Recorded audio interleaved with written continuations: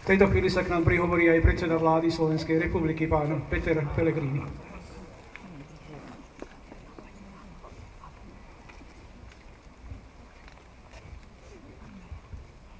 Drahí priami účastníci bojov za našu slobodu, vážená pani prezidentka, vážený pán predseda Národnej rady, vážená pani ministerka, páni ministri, ctení hostia, dámy a páni. Stojíme tu dnes na tomto pamätnom mieste, aby sme si uctili všetkých tých, ktorí sa odvážne postavili proti fašizmu a nasadzovali svoje životy v boji proti ideológii postave cieľ, a tým bola porážka okupantov. Dnes tu spoločne stojíme pri pamätníku, ktorého súčasťou je aj súsošie Žalujem od majstra Kulicha. Posolstvo týchto bronzových sôch je silné a jednoznačné.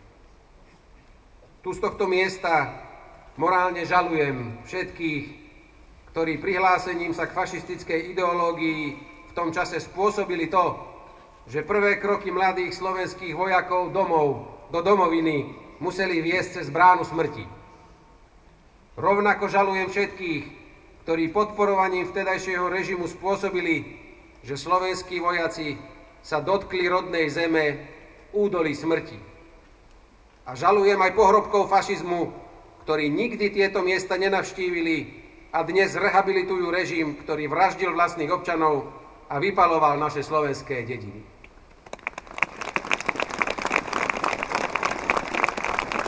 A preto tu z tohto miesta vyzývam všetkých. Nikdy už nedovolme, aby sa do vlasti museli vrácať slovenskí muži a ženy alebo mladí chlapci cez brány smrti. A nikdy nedovolme, aby ich prvý dotyk s rodnou pôdou bol v údolí smrti. V tom čase každý jeden člen prvého československého armádneho zboru v ďalekej cudzine túžil po návrate na rodnú zem. Mal svoje sny o stretnutí s blízkymi, o tom, čo bude robiť po oslobodení. 1265 hrdinov sa naplnenia svojich snov nedožilo. To sa už nikdy nesmie stať, je to naša zodpovednosť a naša výzva do budúcnosti. Žijeme v čase, keď nastáva devalvácia slov. Hrdinstvo, smrť, odvaha, obeta strácajú svoj pravý význam a u mladej generácie sa skôr spájajú s komiksovými hrdinami, než s tými skutočnými. Poznajú Batmana alebo Ironmana, ale vôbec netušia, kto je Viest, Golian či hrdinovia tu z Dukly. A je jednou z našich hlavných úloh vrátiť týmto slovám skutočný obsah a priradiť k ním aj skutočných hrdinov z reálneho života. Či chceme, alebo nie. A budem to opakovať. Začal sa zápas o pravdu. O elementárnu pravdu, o čom bola druhá svetová vojna. O fašizme, holokauste, o plynových komorách a koncentračných táboroch.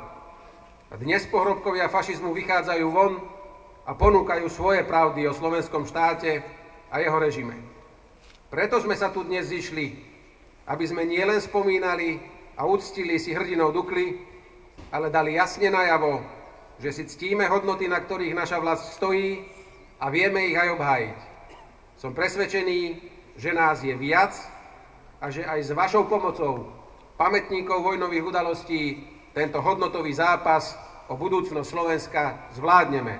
Pretože to je naše veľké ďakujem všetkým tým, ktorí sa slobody nedožili a je to náš morálny záväzok pre budúce generácie. Česť a sláva všetkým padlým hrdinom.